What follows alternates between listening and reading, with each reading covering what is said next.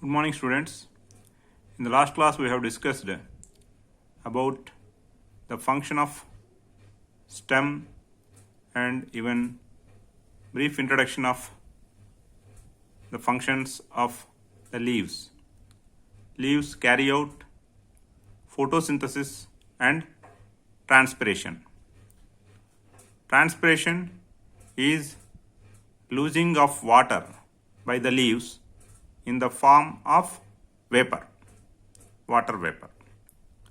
Whereas photosynthesis is preparation of food by the leaves in the presence of sunlight and green colored substance, that is chlorophyll, using carbon dioxide and water.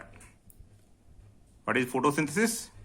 Preparation of food by the leaves of the plant in the presence of sunlight and green colored substance, that is chlorophyll, using carbon dioxide and water. Here I have mentioned CO2 and H2O. They are the chemical formulas for carbon dioxide and water respectively.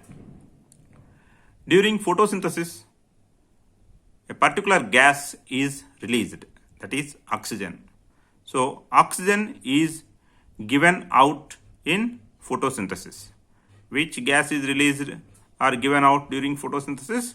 Oxygen is given out during photosynthesis. The food which is prepared in photosynthesis is stored in the plant. But in which form the photosynthetic food is stored in the plants? The form of stored food in the plants is starch. So the food that is prepared in photosynthesis is stored in the form of starch. Where does the food get stored? The food is stored in the form of starch in different parts of the plant, like in roots, in stem, in fruits, etc. Right? Leaves only prepare the food. Remaining parts of the plant, they do not prepare the food. If they contain green colored substance, they may prepare the food. But generally, in a big tree, if you look at the tree, other than leaves, the remaining part of the plant body, that is stem, branches, they do not generally appear green in color. So mostly leaves only prepare the food, and remaining parts get the food from the leaves. Leaves do not get the food from other parts. Leaves do not get the food from other parts. So leaves do not receive the food from other parts. How can we prove this? It means, how can you say that leaves do not receive the food from other parts? And how can you say that leaves contain only their own prepared food? They do not receive the food from other parts. How can you just tell? To prove that leaves do not receive the food from other parts, to prove that leaves do not receive the food from other parts, we can conduct one experiment. In chapter 2, we have learnt how to prove the starch is present in a given food. We have learned that by iodine test we can just identify the presence of starch from a given food. So same iodine test we are going to repeat here. How are we going to prove that? How are we going to prove that leaves do not receive the food from other parts and leaves only prepare the food? Right. Take a potted plant with green leaves. Means you have to take one potted plant, means in a pot, so that you can just carry the plant from one place to other place.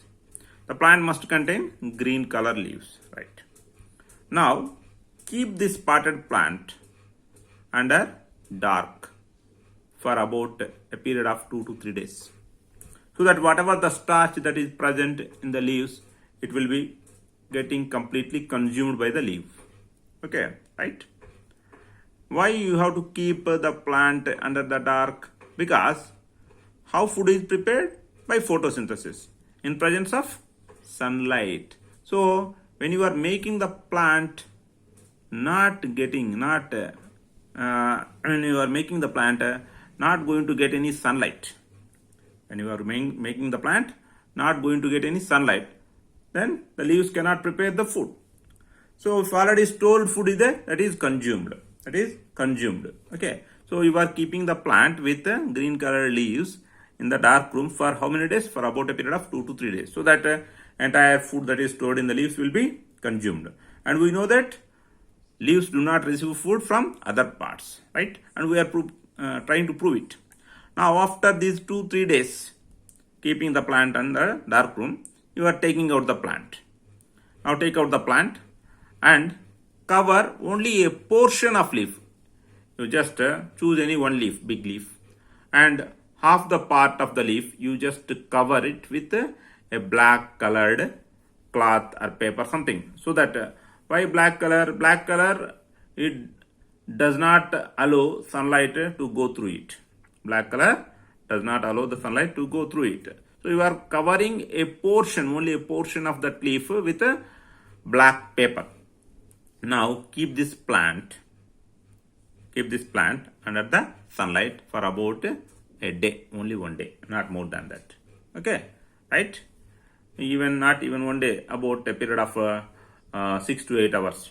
Generally daytime it lasts about around 6 to 8 hours or some 10 hours, that's it. Okay, so we keep this plant under sunlight for about 1 day. After keeping it for about 1 day under the sunlight, remove the leaf which is having a portion covered with black paper and do the test for starch for alone this leaf, because you are having an experimental area only in this leaf by having covered with black paper. After conducting iodine test, black paper covered portion, remember, black paper covered portion, it does not show any blue black color after iodine test. We know that if starch is there, blue black color has to be formed with iodine test. And black paper covered portion, it could not do any photosynthesis because it didn't get sunlight available to it. So it did not carry out photosynthesis. So no food is prepared. So no starch is stored in that area. Whereas the uncovered portion of the leaf, it exhibit a blue-black color after iodine test. Why? The uncovered portion, it got the sunlight available to it. So it could carry out photosynthesis. So starch is prepared. And with this starch, iodine could give blue-black color formation after that iodine test. See, we have learned that the leaves do not receive the food from other parts of the plant. Okay, they only prepare the food, right? They can only prepare the food. They do not receive the food from other parts of the plant, right? And which has been proved by this experiment. So to prepare the food by the leaves need water. Stem supplies the water to the leaves because leaves have to prepare the food using water and carbon dioxide, right? And whatever the water that is supplied to the leaves by the stem, some amount of water only is used for photosynthesis. Remaining entire amount of water is lost from the leaves in the form of water vapor. And this process you are calling transpiration. The loss of water in the form of water vapor from the leaves is called transpiration. So leaves lose water by transpiration and give a cooling effect to the plant body, right? How does the stem get water? See, stem is supplying water to the leaves, but how does the stem get water? Stem gets the water from roots.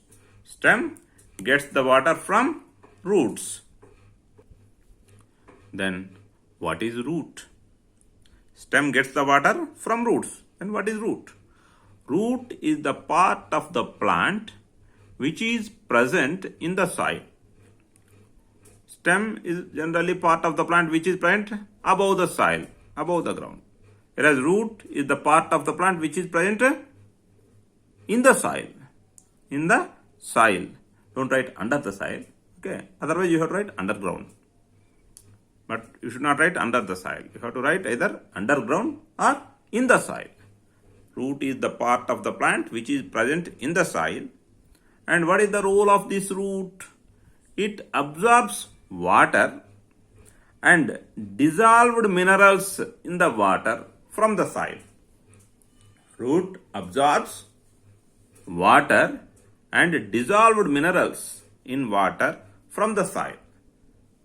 And these absorbed water and dissolved minerals in the water from the soil, they are transported to the stem, and through the stem they reach remaining all parts of the plant body. This is how.